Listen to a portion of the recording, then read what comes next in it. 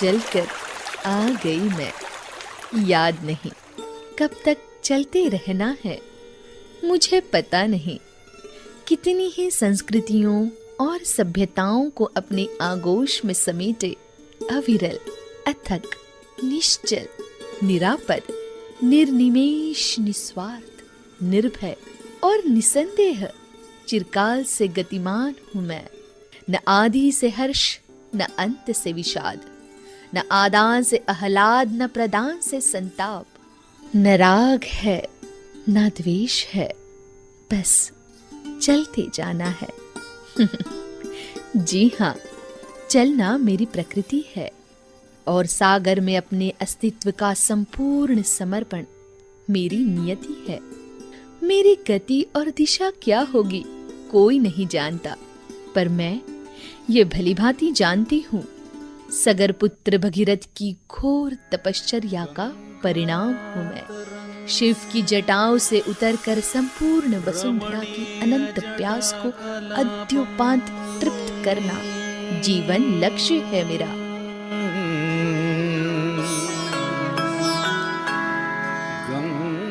गंगा तरंग रमणीय जटा कलापों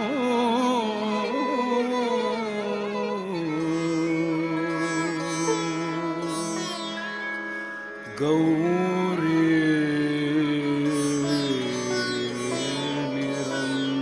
निरंतर विभूषित वाम भागं नारायण प्रियं अनंग मदापहारं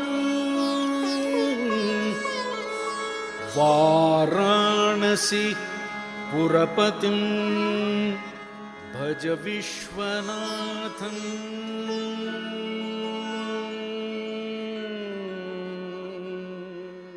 आदि से लेकर अनादि तक सृष्टि के समग्र स्वरूप विस्तार में अपनी उदारता, प्रेम और गुरु गंभीर चेष्टाओं से जीव संसार को कैसे अभिभूत किया जाए, ये मेरा चिंतन मनन है।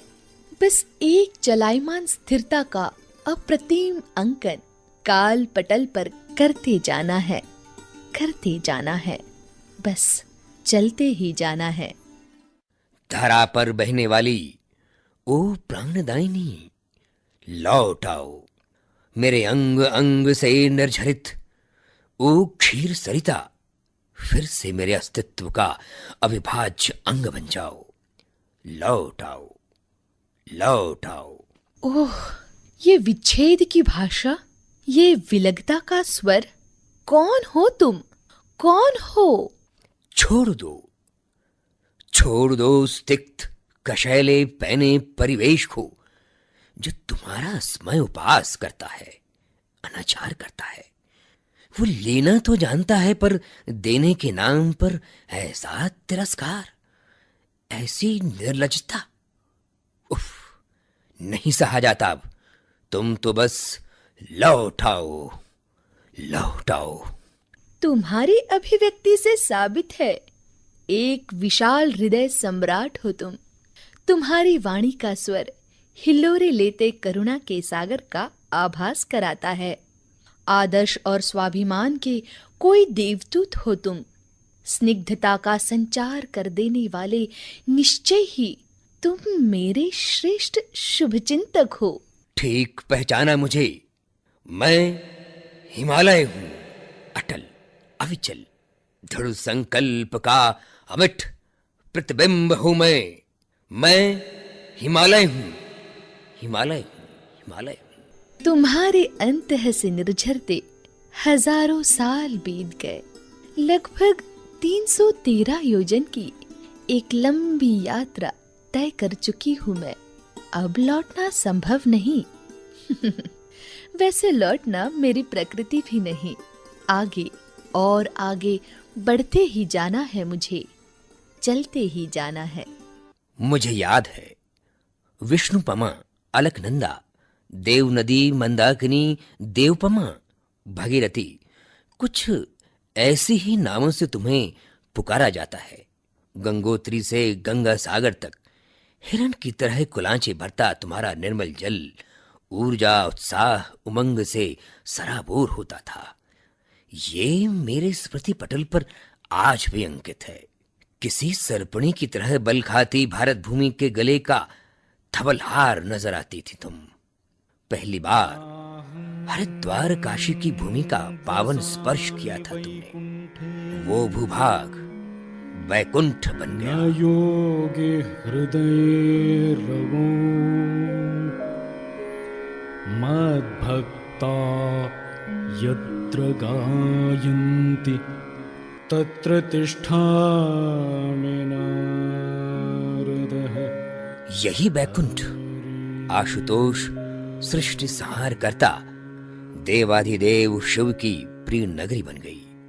दुनिया से आने वाला हर इंसान यहाँ जीवन उत्सर्ग करना चाहता था। दर्शन कर विश्वेश्वर, दर्शन कर चल मन तुम काशी। विश्वेश्वर दर्शन कर चल मन तुम काशी। तेरे ही पावन स्पर्श से सोने की चिड़िया कहलाने वाला यह देश वेद भूमि कहलाया। ये तेरे ही निर्मल जल का परिणाम है कि इसे ग्रहण करने वाले विश्व के आध्यात्मिक गुरु बन गए। हे पापनाशिनी, मेरे कानों में आज भी स्पष्ट रूप से अंकित है वो नाद जो तेरी लहरें तटों से टकराकर पैदा करती थीं। वो नाद हर्षनाद बनकर आह्लाद पैदा करता था। आज वही नाद आर्तनाद बनकर कानों में चुभता है। इसीलिए तो कहता हूं गंगे, लौट आओ, लौट आओ, तुम तो लौट आओ। तुम तो जानते हो मुझसे अनेक पौराणिक गाथाएं जुड़ी हुई हैं। एक वृहद धार्मिक परिवेश मेरा सतत आलिंगन करता है। क्या ये छूट सकता है? मंत्रोच्चारण करता भक्तों का सैलाब मुझे मुग्ध कर देता है। क्या इसे विस्मृत किया जा सकता है? मेरे तट पर संपन्न होने वाले पर्व मुझे बरबस खींचते हैं। इनसे मुक्त हो सकती हूँ। इन क्रियाकलापों का विस्तृत वर्णन करते हुए वाराणसी चुनार के निवासी श्री शिव प्रसाद कमल बताते हैं, गंगा नदी हमारे यहाँ केवल नदी नहीं मानी जाती, बल्कि उनको माँ का दर्जा प्राप्त है और उन्हें माँ का संबोधन दिया जाता है। चाहे सूर्य ग्रहण हो, चाहे चंद्र ग्रहण हो, मकर संक्रांति हो, मौनी अमावस्या हो, बसंत पंचमी हो, महाशिवरात्रि हो, इन सब पर्वों पर स्नान आध्यात्मिक दृष्टि से किया जाता है। नित्य गंगा में स्नान करने वालों की संख्या भी लाखों में है। गंगा दशहरा को आप देखें, जो उनका प्राकट्य दिवस माना जाता है। काशी के घाटों पर गंगा की आरती तो रोज की आरती है और कार्तिक पूर्णिमा पर जो है वे गंगा में स्नान के बाद लोग दान भी देते हैं और इस प्रकार से इसको जो है वो आध्यात्मिक, धार्मिक और सामाजिक कृत्यों से जोड़ देते हैं। काशी के घाटों को तो देखकर लगता है कि जैसे जमीन पर आसमान के सितारे उतर आए हों। लाखों लाख दीपों से पूरे के पूरे घाट जगमगाते रहते हैं। हम गंगा को माँ कहते हैं, लेकिन माँ के साथ हमारा अत्याचार ये है, गंगा में होने वाले प्रदूषण से सावधान नहीं है, जरा भी सावधान नहीं है और इसमें कल कारखानों, महानगरों इत्यादि का जो कचरा जा रहा है वह गंगा की अस्मिता को ही नष्ट करने पर तुला हुआ है। वो तुम्हारा सरिता वैभव अब खत्म हुआ सा लगता है। जन समुदायों का तुम्हारे लिए बेहाल होना अब बीती बातों सा लगता है गंगे। अन्यथा अब तुम्हारे ही तट पर इतना प्रपंच, इतना अनाचार और घोर लापरवाही नजर नहीं आती। तुम्हारे जल का वो चमत्कारी प्रभाव अब क्षणः क्षणः नष्ट होता नजर आ रहा है। तुम्हारी मौजों में छुपी उदासी मुझे स्पष्ट महसूस होती है। तुम्हारे जलप्रपातों बांधों से उठता शोर कोई रुदन, कोई पीड़ा प्रस्तुत करता है। मेरा तो विचार यही है, तुम्हें अब लौट आना चाहिए, थम जाना चाहिए। हे गिरिराज, मेरी धवलधार का लगातार होता अपमान मैं भी देखती हूँ, महसूस करती हूँ हर क्षण घुलता विष। ये सब जैसे मेरी सांसें अवरुद्ध कर देती है। तटों पर होता अतिक्रमण मुझे दुखित और लज्जित करता है, पर मैं अभी भी आशावान हूँ, धैर्यवान हूँ। एक और कड़वा सत्य, अब तुम्हारी धार का स्पर्श तरंगित, शांत, ऊर्जावान नहीं करता, बल्कि विचलित, व्याकुल करता है। तुम्हारी राह का हर ठौर तुम्हारा कोई उपहास करते नजर आता है। गंगोत्री से निकलकर ऋषिकेश, हरिद्वार, कानपुर, प्रयाग, विंध्याचल, वाराणसी, पटना, मंदाकिनी, भागलपुर और पश्चिम बंगाल मेरे प्रमुख ठौर है। मैं मानती हूँ हर ठौर पर मेरे ही भक्तों ने प्राकृतिक संतुलन सिद्धांत और जैव संतुलन सिद्धांत को क्षत विक्षत कर दिया है, पंच तत्व के समन्वय सूत्रों को नुकसान पहुंचाया है। इस बारे में कानपुर निवासी पर्यावरणविद श्री राकेश जायसवाल विस्तृत प्रकाश डालते हैं। कानपुर में लगभग 45 करोड़ लीटर मल जल प्रतिदिन उत्सर्जित होता है। 30 करोड़ लीटर मल जल बगैर किसी उपचार के प्रतिदिन गंगा नदी में बहा दिया जाता है।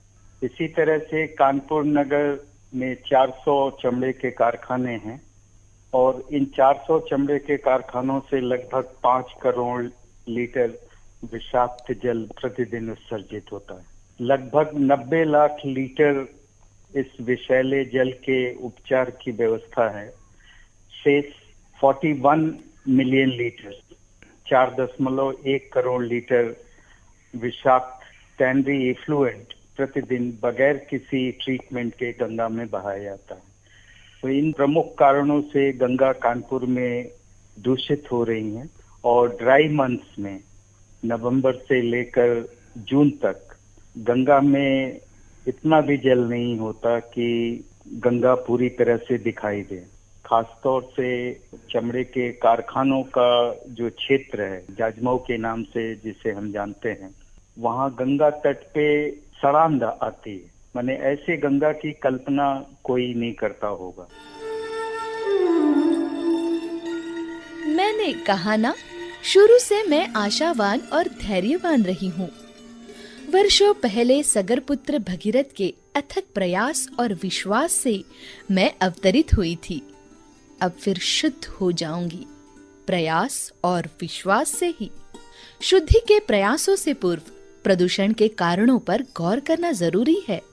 महामना मदन मोहन मालवीय के प्रपौत्र और इलाहाबाद हाईकोर्ट के सेवानिवृत्त न्यायमूर्ति श्री गिरिधर मालवीय गंगा प्रदूषण के कारणों और प्रकार पर जानकारी देते हैं। सबसे ज्यादा जिम्मेवार तो ये है कि जो सीवर सिस्टम लागू किया गया तो वो प्रॉपरली लागू नहीं हुआ। आज भी गंगा के प्रदूषण का 78% जो उसकी समस्या है, गंदगी है, वो सीवर के कारण है, क्योंकि जितना सुएज होता है तो बिना ट्रीट किए सीधे गंगा में मिल रहा है।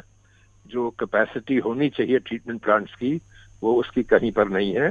दूसरी सबसे प्रमुख समस्या बहाव की लेकर के है, क्योंकि अगर बहाव नहीं होता तो फिर अपने आप गंदगी और बढ़ती रहती है। समस्या ये है कि ऋषिकेश में 26,500 क्यूसेक पानी वहां से निकलता है। वो चलते चलते जिस समय नरोरा डैम पर आता है तो नरोरा डैम में गवर्नमेंट ऑफ यूपी का इंस्ट्रक्शन है कि 150 क्यूसेक पानी जरूर छोड़ दिया जाए, लेकिन यहाँ सिर्फ 150 क्यूसेक पानी नरोरा डैम से छोड़ा जाता है गंगा में, जिससे गंगा आगे की सूख न जाए। और इस पर इलाहाबाद हाईकोर्ट आदेश करता है वहां से आप कम से कम पानी छोड़िए 2,000, 2,500 क्यूसेक, 3,500 क्यूसेक। तो प्रवाह का न होना और सीवर के जितने भी उसके आउटलेट्स हैं उसके वजह से सुएज का प्रॉपर ट्रीटमेंट न होना, इसके वजह से आज सारी गंगा की सबसे बड़ी समस्या है। दुनिया की एकमात्र नदी है गंगा जिसका पानी, जिसमें कीड़े नहीं पड़ते, चाहे जितने दिन लग भी है। जबकि डिस्टिल्ड वाटर में 20 दिन के बाद तक कीड़े पड़ने लगते हैं। ऐसी अद्भुत नदी दुनिया में कहीं नहीं है। इसके पानी को तो बचाना ही पड़ेगा। कानून है, इम्प्लीमेंटेशन नहीं, ये सारी दिक्कत यही है। हे गंगे, तुम्हारा प्रवाह ज्यों ज्यों काशी वाराणसी की ओर बढ़ता है, तुम शिवमयी हो जाती हो। पर समय की विडंबना देखिए, आज तुम्हारी धवल जल राशि कहीं कहीं स्याह काली नजर आती है। आचमन की इच्छा रोंगटे खड़े कर देती है। इस बारे में हो रही कोताहियों पर विस्तृत प्रकाश डालते हुए बनारस विश्वविद्यालय के प्रोफेसर डॉक्टर बेडी त्रिपाठी बताते हैं, गंगा को प्राणदायिनी समाज में इसलिए कहा गया, गंगा की मेडिसिनल और एंटी बैक्टीरियल प्रॉपर्टी है। यद्यपि ग्लेशियर से निकलने वाली विश्व में ढेर सारी नदियां हैं, लेकिन गंगा एकमात्र नदी है जिसके अंदर एंटी बैक्टीरियल और मेडिसिनल प्रॉपर्टी पाई जाती है। जब हम मेडिसिनल प्रॉपर्टी की बात करते हैं तो उसमें हिमालय से निकले हुए उसके जो पत्थरों से चल के जब पानी आता है तो उसमें बहुत से रसायन गंगा के पानी में मिल जाते हैं।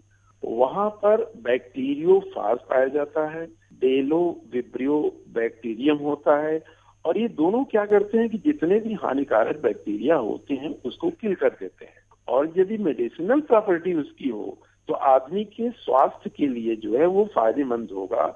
अभी आधुनिक सभ्यता के नाम पर, या आप कहें कि विकास के नाम पर, हमने इंडस्ट्रियल एफ्लुएंट, सिटी सीवेज या तरह तरह के पोल्यूटेंट्स को गंगा में डालना शुरू किया है। गंगा में हम पोल्यूटेंट्स ही नहीं डाल रहे हैं, हम गंगा के पानी को जगह जगह पर रोक दे रहे हैं।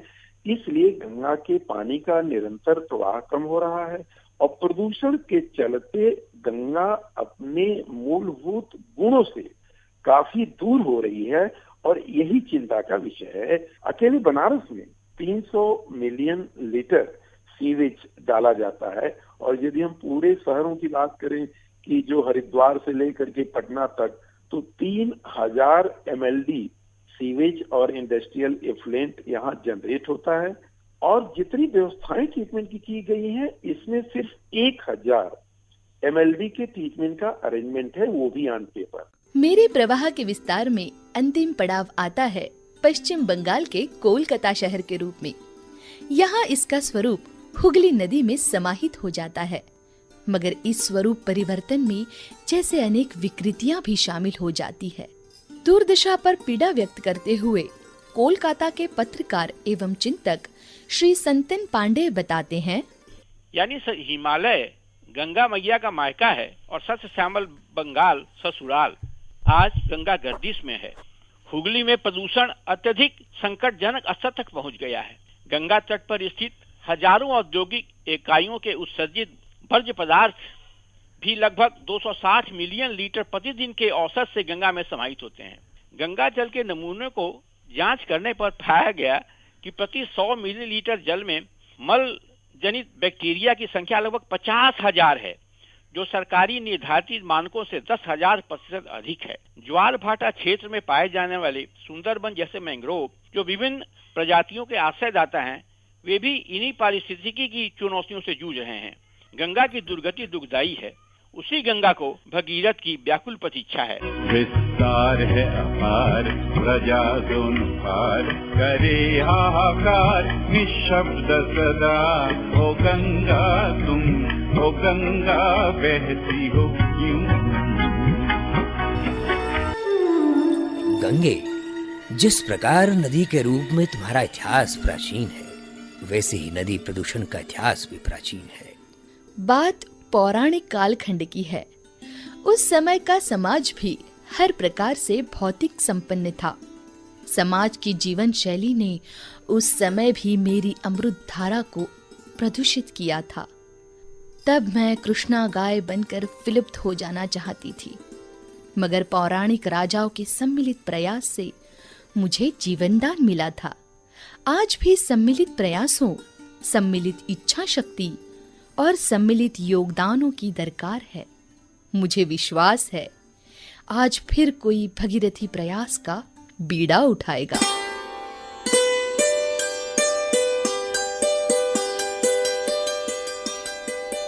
नमामि गंगे ये वो परियोजना है जो एक भगीरथी संकल्प से जुड़ी है, हर देशवासी की आस्था से जुड़ी है।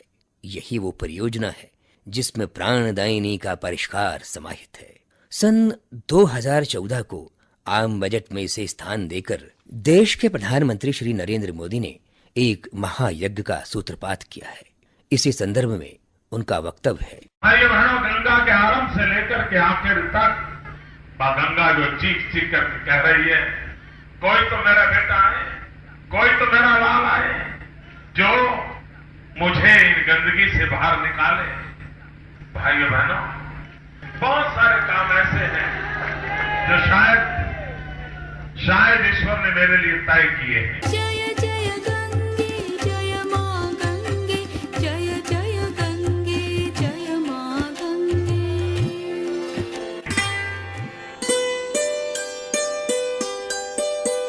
नदियों के शुद्धिकरण की क्रिया एक सतत वैज्ञानिक प्रक्रिया है। विदेशों में भी नदियों के शुद्धिकरण की योजनाएं चली हैं और सफल हुई हैं, लेकिन नमामि गंगे समय और लागत राशि के अनुसार अब तक की सबसे बड़ी नदी शुद्धि परियोजना है।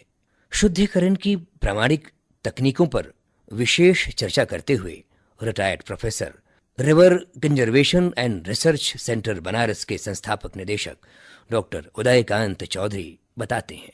न पानी निकालने की टेक्नोलॉजी को आपने समझा, न पॉल्यूटेंट फीड करने के टेक्नोलॉजी को समझा, और न रिवर के जो एनर्जी पॉकेट है शेल्डवेयर उसको समझा।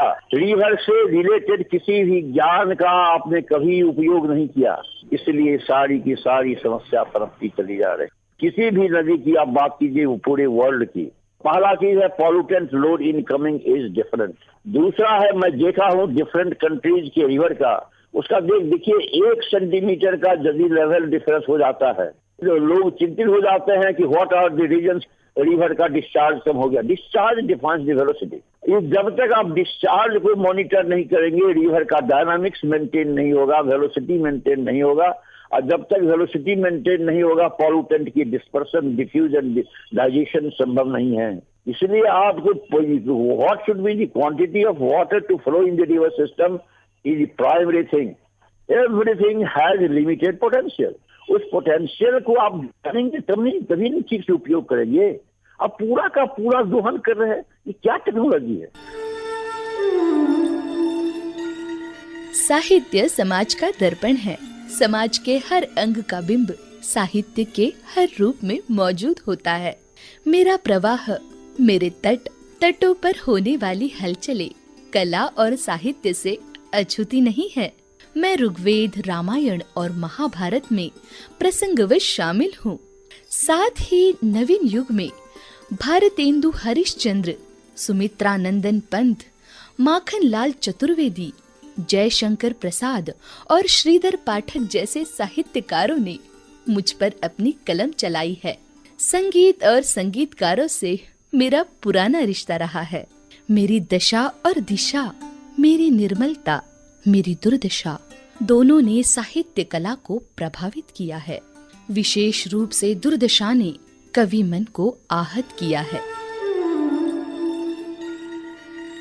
कोई भी कार्य योजना जो विश्व स्तर की हो, अकेले सरकार के भरोसे सफल नहीं होती। जन जन की भावनाएं और सहयोग उसे सफल मूर्त रूप प्रदान करते हैं। नमामि गंगे की मुख्य सारथी केंद्रीय मंत्री उमा भारती कहती हैं, गंगा को निरंतर स्वच्छ और निर्मल बनाए रखना ये तो जनप्रतिनिधियों का और समाज का ही काम है। प्रधानमंत्री की हैसियत से तो उन्होंने कहा था कि विकास तभी सफल होगा इस देश में जब विकास जन आंदोलन का रूप लेगा, और यह मंत्र पूर्णतया गंगा के ऊपर लागू होता है। 20,000 करोड़ का प्रावधान किया है माननीय प्रधानमंत्री जी ने, कि जब माननीय प्रधानमंत्री जी ने गंगा मंत्रालय का निरीक्षण किया, हमारा प्रेजेंटेशन लिया, तो उन्होंने हमसे एक प्रश्न किया था कि 29 साल इस कार्य योजना की असफलता का कारण क्या रहा। उसकी समीक्षा करने के बाद जो स्थिति हमारे सामने आई और हमने प्रधानमंत्री जी को उससे अवगत कराया कि इसका कारण ये रहा कि ये 70-30 फंडिंग रेशियो की स्कीम थी। एक ये भी महत्वपूर्ण कारण इसकी असफलता का रहा कि इसलिए माननीय प्रधानमंत्री जी को जब हमने ये बात बताई कि 29 सालों की गंगा कार्य योजनाओं की असफलताओं के कई कारणों में से एक यह भी कारण था, तो शायद पहली बार दुनिया के इतिहास में ऐसा हुआ है जब मात्र एक नदी के लिए माननीय प्रधानमंत्री ने यह फैसला लिया और कैबिनेट ने उस फैसले के ऊपर अपनी मुहर लगाई कि 100% केंद्र की फंडिंग की स्कीम होगी।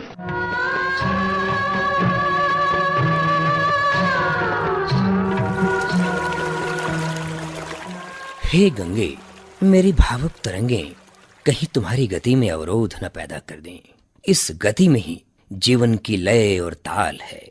तुम्हें अब लौटना नहीं, निश्चय ही बढ़ते जाना है, बढ़ते जाना है। जाओ अपने गंतव्य और मंतव्य की ओर, जहां तुम्हारे परिष्कार के साथ संपूर्ण जीव संसार का परिष्कार समाहित है। जाओ, बढ़ती जाओ उस धरा के आगोश में जहां अनेकता में एकता है। तुम्हारे बढ़ते रहने, तुम्हारी अविरल चाल में ही ऊर्जा, उमंग, उत्साह तिरोहित हैं। मैं तुम्हारी उदार मानसिकता, जिजीविषा, धैर्य, आत्मविश्वास का वंदन करता हूँ। शत शत नमन करता हूँ, शत शत नमन करता हूँ। हे शैलेंद्र, सुनो।